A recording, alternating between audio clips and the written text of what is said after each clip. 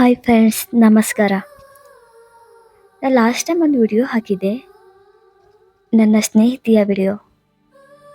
ಅದಕ್ಕೆ ಒಂದಷ್ಟು ಜನ ಕೇಳಿದ್ದಾರೆ, ಇವಾಗ ಆ ಹುಡುಗಿ ಎಲ್ಲಿದ್ದಾಳೆ, ಏನು ಮಾಡ್ತಿದ್ದಾಳೆ, ಹೇಗಿದ್ದಾಳೆ ಅಂತೆಲ್ಲ ಕೇಳಿದ್ದಾರೆ. ಇವಾಗ ಅವಳು ಎಲ್ಲಿದ್ದಾಳೆ, ಹೇಗಿದ್ದಾಳೆ ಅಂದರೆ ತನ್ನೂರಲ್ಲೇ ಇದ್ದಾಳೆ. ತನ್ನೂರಲ್ಲೇ ಅಂತಂದರೆ ಗಂಡನ ಮನೆ ಅಲ್ಲ, ತಾನು ಹುಟ್ಟಿ ಬೆಳೆದ ಊರಲ್ಲಿ. ಹೌದು, ತಾನು ಹುಟ್ಟಿ ಬೆಳೆದ ಊರಲ್ಲಿದ್ದರೂ ಯಾವ ನೆಮ್ಮದಿಯೂ ಇಲ್ಲ, ಖುಷಿ ಇಲ್ಲ, ಎಲ್ಲನೂ ಕಳ್ಕೊಂಡು ಅವ್ರ ಜೊತೆ ಈಗ ಯಾರೂ ಇಲ್ಲ. ಎಲ್ಲರೂ ಇವಳದೇ ತಪ್ಪು ಅಂತ ಇವಳನ್ನೇ ಬ್ಲೇಮ್ ಮಾಡ್ತಾ ಇದ್ದಾರೆ. ನೊಂದು ಜೀವ. ಹೀಗೆ ಅವಳ ಲೈಫ್ ನಡೀತಾ ಇರಬೇಕಾದ್ರೆ ಒಂದಿನ ಅವಳ ಗಂಡನ ರೀಎಂಟ್ರಿ ಆಗತ್ತೆ. ಅವನು ಬಂದು ಅವ್ರ ಜೊತೆ ಯಾವ ರೀತಿ ಇರ್ತಾನೆ ಅಂತಂದರೆ ಮೆಸೇಜ್ ಮಾಡೋದು, ಕಾಲ್ ಮಾಡೋದು, ಇವಳನ್ನ ಬಿಟ್ಟಿರೋಕೆ ಆಗೋದೇ ಇಲ್ಲ ಅನ್ನೋ ರೀತಿ ಇವಳನ್ನು ಬ್ಲೈಂಡಾಗಿ ನಂಬಿಸ್ಬಿಡ್ತಾನೆ. ಮುಗ್ಧ ಹೆಣ್ಮಗಳು ಅದನ್ನೆಲ್ಲ ನಂಬಿಡ್ತಾಳೆ. ಮತ್ತೆ ನನ್ನ ಗಂಡ ಬಂದ ನನ್ನ ಜೊತೆ, ದೇವ್ರ ಕಣ್ ತೆರೆದ್ಬಿಟ್ಟ ಅಂತ ಅಂದ್ಕೊಂಡು ನಂಬಿಡ್ತಾಳೆ. ಅದೆಲ್ಲ ನಂಬಿ ಮತ್ತೆ ಅವನಿಗೆ ಮೆಸೇಜ್ ಮಾಡೋದು, ಕಾಲ್ ಮಾಡೋದು ಮಾಡಿ ಅದರಲ್ಲಿ ತಾನು ಕಳ್ಕೊಂಡಿರೋ ಖುಷಿನೆಲ್ಲ ಮತ್ತೆ ಕಾಣ್ತಾಳೆ. ಏನೋ ಮರುಭೂಮಿಯಲ್ಲಿ ನೀರು ಸಿಕ್ಕಾಗತ್ತೆ ಅವಳಿಗೆ, ಅಷ್ಟು ಖುಷಿಯಾಗಿರ್ತಾಳೆ. ಆದರೆ ಅವಳಿಗೆ ಗೊತ್ತಿರಲ್ಲ ಮುಂದೆ ಏನಾಗುತ್ತೆ ಜೀವನ ಅಂತ.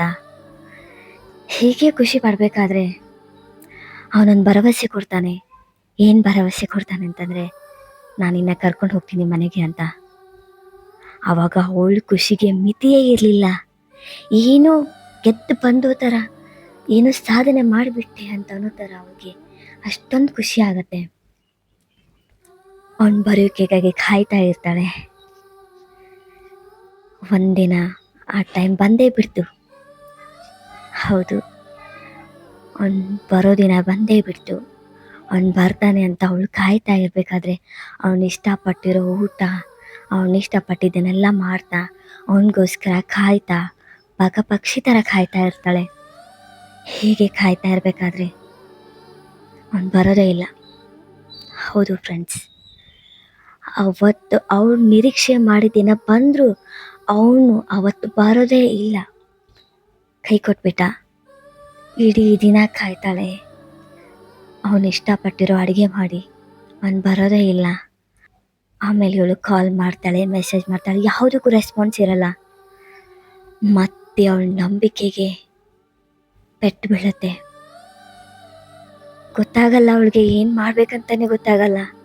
ಅವಳ ಗಂಡ ಬರ್ತಿದ್ದಾನೆ ಅನ್ನೋ ಖುಷಿಗೆ ಎಲ್ಲರನ್ನೂ ಎದುರು ಹಾಕೊಂಡಿರ್ತಾಳೆ. ತವ್ರ ಮನೆಯಲ್ಲಿ ಗಟ್ಟಿಯಾಗಿ ಗಟ್ಟಿ ಧ್ವನಿಯಲ್ಲಿ ಎಲ್ಲರ ಜೊತೆನೂ ಮಾತಾಡಿರ್ತಾಳೆ, ನನ್ನ ಗಂಡ ಬರ್ತಿದ್ದಾನೆ ಅಂತ. ಮತ್ತೆ ಅವನು ಬರದೆ ಕೈ ಕೊಟ್ಟಾಗ ಜೀವಕ್ಕೆ ಏನಾಗಿರಬಾರ್ದು ನೊಂದ್ಕೊತಾಳೆ, ಅಳ್ತಾಳೆ, ಗೋಗರಿತಾಳೆ. ಏನೆಲ್ಲ ಮಾಡಿದ್ರು ಕೇಳೋಕೆ ಯಾರೂ ಇರಲ್ಲ. ಕೊನೆಗೆ ಅವಳಿಗೆ ಗೊತ್ತಾಗತ್ತೆ ಇದೆಲ್ಲ ನನ್ನ ಭ್ರಮೆ ಅಂತ. ಅವನು ಬರಲ್ಲ, ಅವನು ಬದಲಾಗಲ್ಲ. ಅವನು ಬದಲಾಗಿರೋ ಥರ ಅನಿಸಿರೋದು, ಅವನು ಮತ್ತೆ ನನ್ನನ್ನು ನಂಬಿಸಿರೋದು ಅದು ಅವನ ಜಾಣತನ. ನಾನು ನಂಬಿರೋದು ಅದು ನನ್ನ ದಡ್ಡತನ ಅಂತ ಅವಳಿಗೆ ಗೊತ್ತಾಗುತ್ತೆ. ಮತ್ತೆ ವಾಸ್ತವಕ್ಕೆ ಬರ್ತಾಳೆ.